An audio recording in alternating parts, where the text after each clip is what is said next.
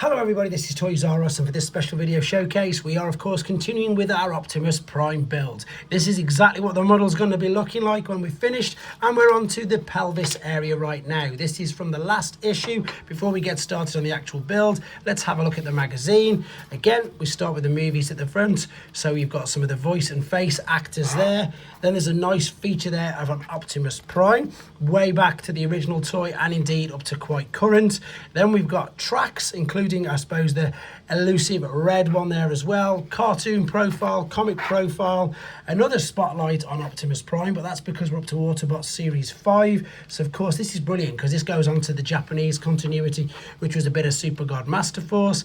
There we've got the Junior Headmasters, Quick Switch, and indeed these are the parts that are in the bag. So as you can see, it says Pelvis 2.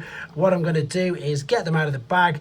This is what we've built so far, and then of course we can get them out and get ready to start with this build. So here's all the parts out of the bag, no screws or anything. It looks like we're just going to be popping things like this. For example, we've got of course what's going to be, I presume this is going to be one of the hip skirts. Let's make sure we've got the orientation right. This should just click, there we go, yeah, into position, no problem whatsoever. And of course do the same with the other. So let's pop that in, it clicks in, relatively easy, no excessive force needed. Now we're going to take our piece from the last issue. This again is die-cast, and it looks like we're attaching some plastic bits to it. So let's get the orientation right. There's two little dowels there, and there's two holes in the side of that. So this is going to slot into position like so. That's that done.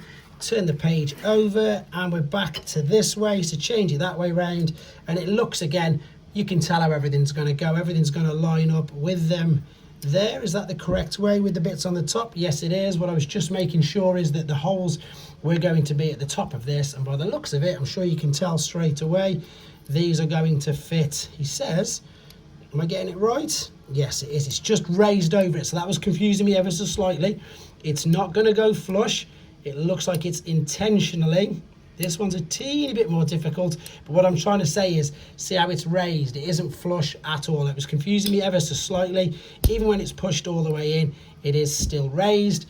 And there you go. That is this particular stage. I'm liking these quite easy ones. Thanks for watching, guys. Take care. We'll move on to the next stage.